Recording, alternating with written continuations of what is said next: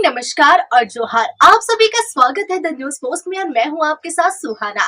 खबरों में आगे बढ़ेंगे। आज के झारखंड की तमाम 24 बड़ी खबरें और महत्वपूर्ण खबरों से रूबरू कराएंगे, लेकिन इससे पहले अगर आपने नहीं किया है द न्यूज पोस्ट को सब्सक्राइब, तो सबसे पहले आप हमारे चैनल को सब्सक्राइब करें, बेल आइकन पर क्लिक करना ना भूलें, क्योंकि इससे आपको राज्य भर की तमाम अपडेट मिलती रहेगी। तो चलिए शुरू करते हैं आज की महत्वपूर्ण खबरों से। झारखंड का मौसम इन दिनों लगातार बदलता नजर आ रहा है। न्यूनतम तापमान में लगातार उतार चढ़ाव की वजह से लोगों के स्वास्थ्य पर इसका बुरा प्रभाव पड़ रहा है। पिछले 24 घंटे में झारखंड के न्यूनतम तापमान में 4 डिग्री की गिरावट दर्ज की गई है, जिसकी वजह से लोगों को रात के समय ठंड का एहसास हुआ। वहीं अगले 3 दिनों में झारखंड के न्यूनतम तापमान की अगर बात करें तो किसी बड़े बदलाव की कोई संभावना नजर नहीं आ रही है।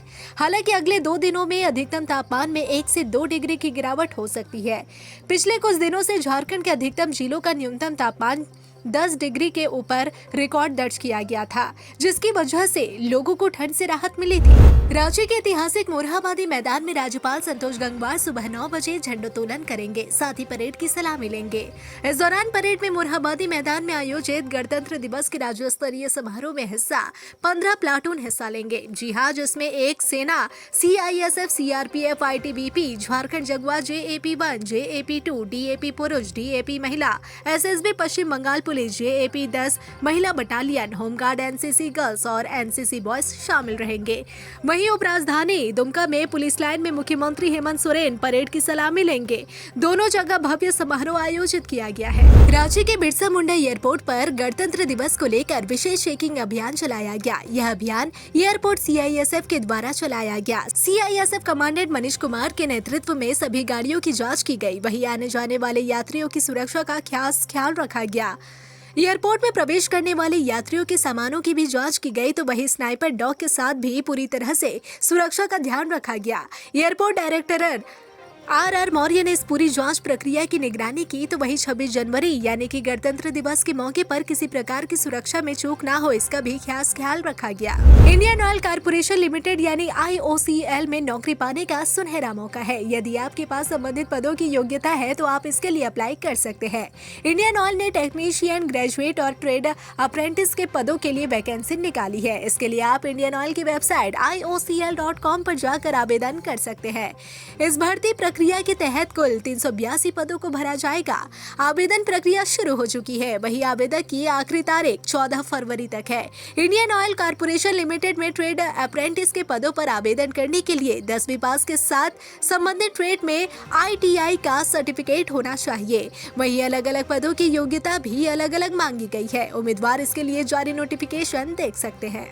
BSNL टेलीकॉम कंपनी अपने यूजर्स को 300 दिनों वाला रिचार्ज प्लान ऑफर कर रहा है, यानी कि इस प्लान से यूजर्स को 10 महीनों तक के लिए रिचार्ज की छुट्टी हो जाएगी। इस प्लान की कीमत सिर्फ 797 रुपए है। इस प्लान को उन यूजर्स को ध्यान में रखकर लॉन्च किया गया है जो सिर्फ रिचार्ज अपने नंबर को एक्टिव रखने के लिए करते हैं। BSNL के इस 797 रुपए वाले रिचार्ज प्लान में यूजर्स को 300 दिनों की वैलिडिटी तो मिलेगी ही, साथ ही इस प्लान में कुछ नियम भी है। इस प्लान में आउटगोइंग कॉल की सुविधा शुरुआत के सिर्फ 60 दिनों के लिए ही यूजर्स को मिलेगी। साथ ही इन 60 दिनों में हर नेटवर्क पर अनलिमिटेड कॉल के साथ यूजर्स को 120 GB डेटा, रोजाना 100 फ्री SMS की सुविधा मिलेगी। डेटा की अगर बात करें तो रोजाना के हिसाब से यूजर्स हर दिन 2 GB हाई स्पीड डेटा का फायदा उठा सकते हैं। मुख्यमंत्री हेमंत सोरेन ने झारखंड में पर्यटन को बढ़ावा देने और पर्यटकों को बेहतर से बेहतर सुविधा देने की दिशा में आज एक और सौगात राज्यवासियों को दी। उन्होंने दुमका जिला अंतर्गत मयूराक्षी नदी पर स्थित मसानजोड़ डैम परिसर में नवनिर्मित इको फ्रेंडली रिजॉर्ट का विधिवत पूजा अर्चना कर उद्घाटन किया। उन्होंने कहा कि झारखंड में पर्यटन के क्षेत्र में अपार संभावनाएं हैं। ऐसे में पर्यटन स्थलों के विकास को लेकर हमारी सरकार लगातार आगे बढ़ रही है। इस दिशा में सभी महत्वपूर्ण पर्यटक स्थलों के ब्यूटिफिकेशन के साथ पर्यटन से जुड़ी सुविधाओं का विस्तार किया जा रहा है, ताकि ज्यादा से ज्यादा पर्यटकों को झारखंड के प्रति आकर्षित कर सके। राज्य में पर्यटन के साथ पर्यावरण का विशेष ख्याल रखने के लिए इको टूरिज्म को भी बढ़ावा देने की दिशा में लगातार कदम उठाए जा रहे हैं। इसी कड़ी में यहाँ इको फ्रेंडली रिजॉर्ट बनाया गया है। वहीं इको फ्रेंडली रिजॉर्ट के उद्घाटन समारोह में सांसद नलिन सोरेन, विधायक बसंत सोरेन, विधायक मती लुइस मरांडी, दुमका जिला परिषद अध्यक्ष मती जोइस बेसरा और पूर्व मंत्री बादल मौजूद थे। जमशेदपुर डायरेक्टर जनरल का जीएसटी इंटेलिजेंस की टीम ने 250 करोड़ रुपए से अधिक के फर्जी इनवॉइस मामले में जमशेदपुर और आदित्यपुर के माइनिंग कंपनी के 8 ठिकाने पर छापेमारी की।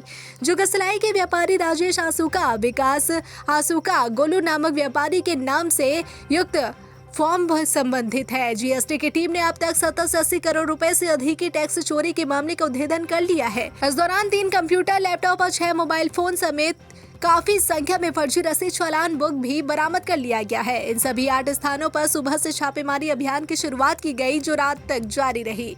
छापेमारी दल में जमशेदपुर और रांची की टीम शामिल थी। छापेमारी करने अधिकारी ऑटो से जुगसलाई पहुंचे थे। राजेश आसूका के आवास दिग्गी के संयुक्त निदेशक सार्थक सक्सेना को गुप्त सूचना मिली थी कि जुगसलाई के राजेश जसू का, विकास जसू का, गोल नामक व्यापारियों द्वारा आयरन वे माइंस के नाम पर बड़े पैमाने पर फर्जी सेल्स कंपनी बनाकर अवैध तरीके से इनवॉइस तैयार किया जा रहा है। इसके बाद ही कंपनी के निदेशक द्वारा इनपुट टैक्स क्रेडिट भी हासिल कर लिया जा रहा है। मामले की जानकारी मिलने पर सार्थक सक्सेना ने अपने अधिकारी बैठक की। जी हां, उसके बाद छापेमारी की कार्रवाई शुरू की गई। राजेश जसू का 3 साल से फर्जी इनवॉइस काटकर करोड़ों रुपया कई राज्यों से चोरी कर चुका है। मैया का इंतजार अब खत्म होने वाला है, क्योंकि बहुत जल्द उनके बैंक खाते पे मुख्यमंत्री मैया सम्मान योजना की 6ठी किस्त आने वाली है। जी हां, बहुत जल्द ही लाभुकों के खाते में पैसे भेजने का काउंटडाउन भी शुरू होने वाला है। 3 दिन बाद यानी 28 जनवरी से लाभुक बहन बेटी के खातों में सरकार द्वारा पैसे भेजने शुरू कर दिए जाएंगे। जनवरी दूसरा महीना है जब लाभुक महिलाओं को 6ठी किस्त के रूप में 2500 रुपए मिलने वाले हैं। हर महीने की 15 तारीख से लाभुक महिलाओं के खाते में पैसे आने शुरू हो जाते थे, लेकिन इस महीने 6ठी किस्त आने में देरी हो रही है। ऐसे में कई लाभुक बेसब्री से 6ठी किस्त का इंतजार कर रही है। दरअसल योजना की राशि मिलने में देरी इसलिए हो रही है क्योंकि सरकार इस वक्त 26 जनवरी गणतंत्र दिवस की तैयारियों में लगी हुई है। ऐसे में 26 जनवरी के 2 दिन बाद 28 जनवरी से महिलाओं के खाते में पैसे भेजने शुरू किए जाएंगे। हालांकि किसी कारणवश 28 की जगह 29 जनवरी भी हो सकती है। झारखंड में नगर निकाय चुनावों की एक अड़चन दूर हो गई है। चुनाव आयोग ने स्पष्ट कर दिया है कि उसने झारखंड राज्य चुनाव आयोग को लेटेस्ट वोटर लिस्ट उपलब्ध करा दिया है। इसके आधार पर वह नगर निकायों के चुनाव करा सकता है। झारखंड हाई कोर्ट के जस्टिस आनंद सेन की अदालत ने नगर निगम व निकाय चुनावों के मामले में दायर अवमानना याचिका पर सुनवाई के दौरान भारत निर्वाचन आयोग के वकील ने यह जानकारी दी। इस दौरान अदालत ने प्रार्थी और भारत निर्वाचन आयोग यानी ईसीआई का पक्ष सुना। इसके बाद भारत निर्वाचन आयोग से अदालत ने मौखिक रूप से पूछा कि राज्य निर्वाचन आयोग नगर निकाय चुनाव में किस वोटर लिस्ट का उपयोग कर सकता है। अदालत ने ईसीआई को मामले की अगली सुनवाई के पूर्व उक्त आशय का शपथ पत्र दायर करने का निर्देश दिया। मामले की अगली सुनवाई 7 फरवरी को होगी। पूंजी निवेश के लिए राज्य को दी जाने वाली विशेष सहायता योजना के तहत झारखंड को मिली राशि का उपयोगिता प्रमाण पत्र केंद्र सरकार को ससमय देने का निर्देश मुख्य सचिव अलका तिवारी ने सभी संबंधित विभागों के सचिवों को दिया है। उन्होंने कहा कि खर्च की गई राशि का उपयोगिता प्रमाण ससमय देने से उस मद में बची राशि पर दावा मजबूत होगा। साथ ही वित्तीय अनुशासन के साथ ससमय योजना पूरी करने वाले राज्य के रूप में भी हमारी पहचान बनेगी। गौरतलब है कि केंद्र सरकार द्वारा पूंजी निवेश के लिए विशेष सहायता योजना के तहत राज्यों को 50 वर्षों के लिए ब्याज मुक्त कर्ज दिया जाता है। मुख्य सचिव शुक्रवार को scheme for special assistant to state for capital investment को लेकर संबंधित विभागों के सचिवों के साथ समीक्षा कर रही थी। गणतंत्र दिवस के अवसर पर असामाजिक तत्व या फिर नक्सली संगठन कोई बाधा उत्पन्न न कर सके, इसके लिए झारखंड पुलिस पूरी तरह से अलर्ट मोड पर है। पुलिस मुख्यालय से सभी जिलों में हर तरह की सतर्कता बरतने का निर्देश दिया गया है। पूरे राज्य में गणतंत्र दिवस समारोह को लेकर तैयारियां पूरी कर ली गई है। गणतंत्र दिवस को लेकर मनाने के लिए लोगों में बेहद उत्साह है। वहीं दूसरी तरफ झारखंड पुलिस पूरी तरह से गणतंत्र दिवस को लेकर अलर्ट मोड पर है। खासकर नक्सल प्रभावित क्षेत्रों में विशेष नजर रखी जा रही है। नक्सल इलाकों को लेकर विशेष सतर्कता बरती जा रही है। इसके साथ ही सुरक्षा बलों के मूवमेंट को लेकर भी सतर्कता बरतने की हिदायत दी गई है। हथियार के बल पर सत्ता हथियाने का ख्वाब देखने वाले नक्सली संगठन अक्सर गणतंत्र दिवस के अवसर पर काला झंडा फहराने से लेकर बड़ी घटनाओं को अंजाम देकर दहशत फैलाने की साजिश करते हैं। इसे देखते हुए नक्सल प्रभावित जिलों में विशेष सतर्कता बरती जाती है। झारखंड डीजीपी अनुराग गुप्ता ने बताया कि नक्सल प्रभावित जिलों के साथ साथ सामान्य जिलों में भी पुलिस को लगातार गश्त करने की हिदायत दी गई है। पुलिस मुख्यालय द्वारा आदेश जारी कर नक्सलियों की गतिविधियों पर विशेष नजर रखने को कहा गया है। नक्सली संगठन भाकपा माओवादियों पर विशेष नजर रखने की हिदायत दी गई है। झारखंड विधानसभा का बजट सत्र नजदीक आता जा रहा है, लेकिन अभी तक भारतीय जनता पार्टी ने विधायक दल का नेता नहीं चुन पाई है। 7 जनवरी को झारखंड सूचना आयोग से जुड़े मामले में सुनवाई के दौरान उच्चतम न्यायालय ने 15 दिन के अंदर किसी एक को विधायक दल का नेता चुनने के निर्देश दिए थे, लेकिन भाजपा नेतृत्व ने अब तक नेता का नाम घोषित नहीं होने दिया। इस पर सत्ताधारी दल झारखंड मुक्ति मोर्चा और कांग्रेस ने भाजपा पर तंज कसा है। झामुमो और कांग्रेस के नेताओं ने कहा कि दरअसल गुटबाजी और अंतर विरोध की वजह से बीजेपी नेतृत्व विधायक दल का नेता भी नहीं चुन पा रहा है। सर्वोच्च न्यायालय के मंतव्य के बावजूद अभी तक विधायक दल का नेता घोषित नहीं करने पर तंज कसते हुए झारखंड मुक्ति मोर्चा के केंद्रीय प्रवक्ता मनोज पांडे ने कहा कि सवाल तो यह उठता है कि बगल में भाजपा का कार्यालय है, भाजपा के वहां पर प्रवक्ता महोदय बैठते भी होंगे, उनसे पूछिए कि अदालत की अवमानना क्यों कर रहे हैं। झामुमो नेता ने कहा कि क्या उनके पास कोई योग्य नेता नहीं है, कोई विधायक उस लायक नहीं है? क्या आप लोग की नजर में तमाम विधायक नालायक है? राज्य के मुख्य निर्वाचन पदाधिकारी के रवि कुमार को बेहतर चुनाव प्रबंधन के लिए राष्ट्रीय मतदाता दिवस पर बेस्ट परफॉर्मिंग अवार्ड से सम्मानित किया गया। दिल्ली के मानकेशा सेंटर में आयोजित राष्ट्रीय स्तर कार्यक्रम में राष्ट्रपति द्रौपदी मुर्मू द्वारा निर्वाचन पदाधिकारी को सम्मानित किया गया। निर्वाचन पदाधिकारी के रवि कुमार को यह अवार्ड लोकसभा व विधानसभा चुनाव 2024 को अच्छे तरीके से संचालित कराने को लेकर दिया गया है। वहीं मुख्य निर्वाचन पदाधिकारी के रवि कुमार ने राज्य के सभी मतदाताओं, निर्वाचन कार्य में लगे सभी BLO, सभी मतदान कर्मी, पुलिस के पदाधिकारी, सुरक्षा बलों के जवानों, राजनीतिक दलों और मीडिया बंधुओं को उनके निर्वाचन के दौरान अपने कर्तव्य के निर्वहन के लिए धन्यवाद कहा। उन्होंने कहा कि लोकसभा व विधानसभा निर्वाचन 2024 का स्वच्छ, निष्पक्ष और शांतिपूर्ण निर्वहन का श्रेय निर्वाचन कार्य के सभी स्टेक होल्डर को जाता है। जैक बोर्ड की तरफ से कक्षा 8वीं एवं 9वीं की बोर्ड की परीक्षा अगले आदेश तक स्थगित कर दी गई है। 8वीं बोर्ड की परीक्षा जो 28 जनवरी को होनी थी और कक्षा 9वीं की परीक्षा 29 एवं 30 जनवरी को ही होनी थी, वह परीक्षा अब स्थिति में नहीं होगी। जैक बोर्ड की तरफ से कक्षा 8वीं एवं 9वीं की बोर्ड की परीक्षा का आयोजन के लिए फिर से परीक्षा तिथि जारी की जाएगी। बोर्ड की तरफ से अपरिहार्य कारणों से परीक्षा स्थगित करने की बात बताई गई है। वैसे कहा जा रहा है कि जैक अध्यक्ष का पद खाली होने की वजह से परीक्षा स्थगित हुई है। राज्य में उग्रवादी संगठन, संगठित आपराधिक गिरोह व अन्य अपराध पर झारखंड पुलिस द्वारा लगातार प्रभावी कार्रवाई की जा रही है। ऐसे में 12 पुलिस पदाधिकारियों को उनके द्वारा किए गए सराहनीय कार्य के लिए गणतंत्र दिवस के अवसर पर सम्मानित किया गया, जिसमें केंद्रीय गृह मंत्रालय द्वारा झारखंड राज्य में पदस्थापित IG माइकल राज, विजया लक्ष्मी और DSP नीरज कुमार को पुलिस सराहनीय सेवा पदक से सम्मानित किया गया। वहीं 9 अन्य पुलिस कर्मियों को भी सराहनीय सेवा मेडल से सम्मानित किया गया।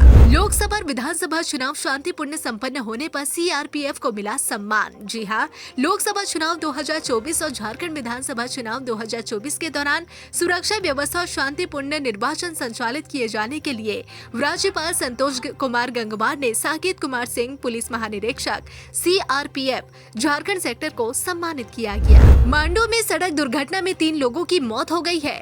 सभी मृतक एक ही परिवार के थे। कार में सवार होकर दुष्कर्म में शामिल होने रामगढ़ जा रहे थे। घटना में 2 अन्य गंभीर रूप से घायल हो गए। सभी हजारीबाग शहर से सटे मुकुंदगंज निवासी है। मृतकों में मां, बेटा और बेटी शामिल है। इसमें अरुणा देवी 62 वर्ष, पुत्र अविनाश उर्फ पिंटू 32 वर्ष और पुत्री सुनीता कुमारी 42 वर्ष शामिल है। वहीं घायलों में अरुणा के पति बद्री प्रसाद मंडल और संगीता का छोटा बेटा है। पिंटू युवा कांग्रेस के सदर विधानसभा महासचिव था और पूर्व में छात्र संगठन NSUI में सक्रिय था। पिंटू के पिता रेलवे से सेवानिवृत्त हुए हैं। वहीं सुनीता के पति हजारीबाग विद्युत विभाग में कैजुअल पर कार्यरत है। मूल रूप से बद्री प्रसाद मंडल गिरिडीह जिला के सरिया के रहने वाले थे। पूरा परिवार हजारीबाग में ही रहता था। हजारीबाग जिले के चौपारण स्थित दनवा घाटी में शुक्रवार की शाम चलती कंटेनर से अचानक धुआं निकलता है। चालक और खलासी को समझ पाते तब तक सबको स्वाहा हो चुका था। जी हां, धनबाद घाटी में कंटेनर में अचानक आग लगने से उस पर सवार चालक और खलासी ने गाड़ी से कूदकर अपनी जान बचाई। मौके पर मौजूद लोगों ने इसकी सूचना दमकल विभाग को दी। इसके बाद टीम ने पहुंचकर आग पर काबू पाया। कंटेनर में बिजली के उपकरण लदे हुए थे। घटना के संदर्भ में चालक ने बताया कि वह सामान लेकर दिल्ली से कोलकाता जा रहा था। नई दिल्ली के मेजर ध्यानचंद नेशनल स्टेडियम में आयोजित 2 दिवसीय राष्ट्रीय स्कूली बैंड प्रतियोगिता में झारखंड की पीएम कस्तूरबा गांधी बालिका आवासीय विद्यालय पटमदा पूर्वी सिंहभूम की छात्राओं ने पाई बैंड वर्ग में शानदार जीत दर्ज कर नेशनल चैंपियन बन गई है। इस प्रतियोगिता की विजेताओं को नीरक्षा राज्य मंत्री संजय सेठ ने पुरस्कृत किया। समापन सह पुरस्कार वितरण समारोह को संबोधित करते हुए मंत्री संजय सेठ ने कहा कि भारत माता का जयकारा हमें ऊर्जा और प्रोत्साहन देता है। देश की सीमाओं पर किसी भी परिस्थिति में भारत माता का जयकारा लगाने से सैनिकों का मनोबल सदैव ऊंचा होता है। इससे राष्ट्र प्रेम समर्पण का भाव आता है। उन्होंने कहा कि सभी दलों द्वारा बैंड का प्रदर्शन अद्भुत था। मैं खुद झारखंड से आता हूँ। सुदूर पटमदा की बच्चियों के जीवन में आए परिवर्तन को देखकर हैरान हूँ और उन्हें सलाम करना चाहता हूँ। उन्होंने कहा कि आज मोबाइल ने हमें कला और शिक्षा से दूर कर दिया है। एक दिन के लिए मोबाइल से दूर होकर देखिए, जीवन में सकारात्मकता से भर जाएंगे। उन्होंने कहा कि वर्ष 2047 में हम आजादी के 100 साल मनाएंगे। तब हमारा संकल्प है कि हम दुनिया के सर्वश्रेष्ठ देश हो।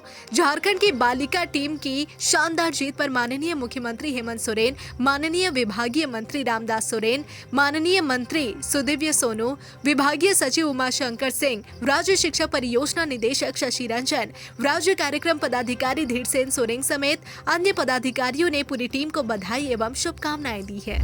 झारखंड ऊर्जा विभाग के खाते से 109 करोड़ की फर्जी निकासी मामले में झारखंड एटीएस की कार्रवाई जारी है।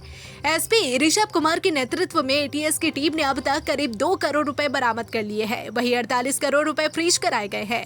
मामले में अब तक 7 लोगों को गिरफ्तार कर किया जा चुका है। कल एटीएस की टीम द्वारा रांची में छापेमारी की गई थी। इस दौरान एक आरोपी के ठिकाने से 60 लाख रुपए बरामद कर लिए गए।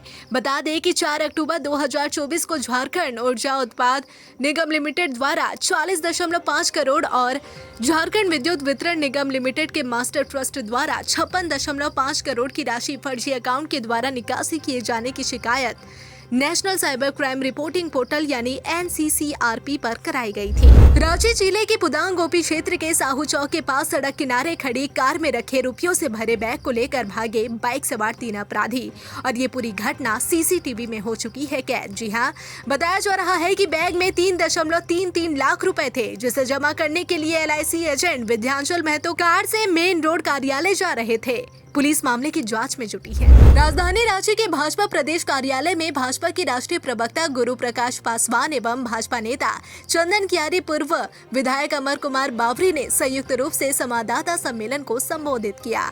इस संवाददाता सम्मेलन के माध्यम से राष्ट्रीय प्रवक्ता ने कहा कि संविधान गौरव अभियान में संविधान के 75 वर्ष पूरे होने के उपलक्ष्य में संविधान के प्रति आस्था और दिशा कैसे बने, इसके लिए इस अभियान की शुरुआत की गई है। 21वीं सदी का यदि कोई महान ग्रंथ है तो वह बाबा साहब द्वारा बनाया गया संविधान है। उन्होंने कहा कि बाबा साहब अम्बेडकर के जन्मभूमि महाराष्ट्र में 2024 के विधानसभा चुनाव में महाराष्ट्र की जनता प्रचंड बहुमत जनादेश देकर बाबा साहब को सम्मान देने का काम किया है। पलामू जिले के हुसैनाबाद के लाल प्रिय रंजन सिंह ने राष्ट्रीय स्तर के किसान मेला सह फसल प्रदर्शनी में अपनी अनोखी ऑर्गेनिक कृषि उत्पादों की प्रदर्शनी लगाकर झारखंड का मान बढ़ा दिया है। असम के गुवाहाटी में आयोजित राष्ट्रीय स्तर के किसान मेला सह फसल प्रदर्शनी में लाल प्रिय रंजन सिंह की अनोखी ऑर्गेनिक कृषि उत्पादों की प्रदर्शनी की जमकर तारीफें हो रही है। असम के मंत्री और स्थानीय सांसद ने मेले में प्रदर्शनी का अवलोकन किया।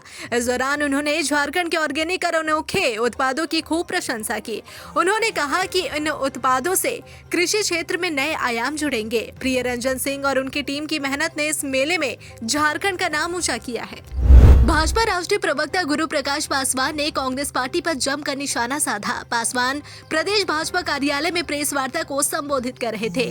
गुरु प्रकाश ने कहा कि कांग्रेस पार्टी की युवराज राहुल गांधी देश की जनता को दिग्भ्रमित कर रहे हैं। संविधान की पुस्तक हाथ में लेकर जाति पूछने वाले राहुल गांधी को बताना चाहिए कि कांग्रेस पार्टी ने संविधान निर्माता बाबा साहब भीमराव अंबेडकर के साथ कैसा व्यवहार किया। उन्होंने कहा कि यही कांग्रेस पार्टी है जिसने बाबा साहब को जीवित और मरणोपरांत दोनों में अपमानित किया।